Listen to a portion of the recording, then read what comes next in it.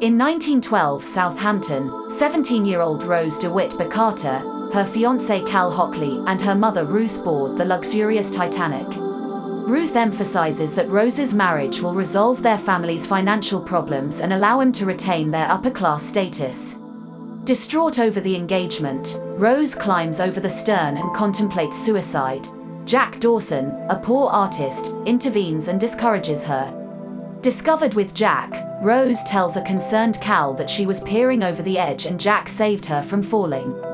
Cal becomes indifferent, and it is suggested to him that Jack be rewarded. He invites Jack to dine with them in first class.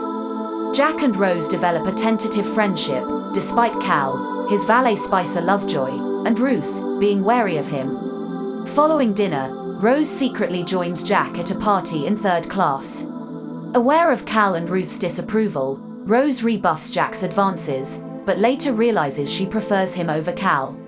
After rendezvousing on the bow at sunset, Rose takes Jack to her stateroom. At her request, Jack sketches Rose posing nude wearing Cal's engagement present, the heart of the ocean. They evade Lovejoy, and have sex in an automobile inside the cargo hold. On the forward deck, they witness the ship's collision with an iceberg and overhear its officers and builder discussing its seriousness. Cal discovers Jack's sketch of Rose and an insulting note from her in his safe along with the necklace. When Jack and Rose attempt to inform Cal of the collision, Cal retaliates by having Lovejoy slip the necklace into Jack's pocket, accusing him of theft. Jack is arrested and restrained in the Master-at-Arms office. Cal puts the necklace in his own coat pocket. With the ship sinking, Rose flees Cal and her mother, who has boarded a lifeboat, and frees Jack. On the boat deck, Cal and Jack encourage her to board a lifeboat. While intending only to save himself, Cal claims he can ensure he and Jack get off safely.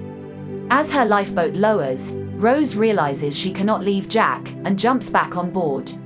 Cal takes Lovejoy's pistol and chases Rose and Jack into the flooding first-class dining saloon. After using up his ammunition, he relents. Cal realizes he gave his coat, and consequently the necklace, to Rose. He later boards a lifeboat by carrying a lost child. After braving several obstacles, Jack and Rose return to the boat deck. The lifeboats have departed and passengers are falling to their deaths as the stern rises out of the water.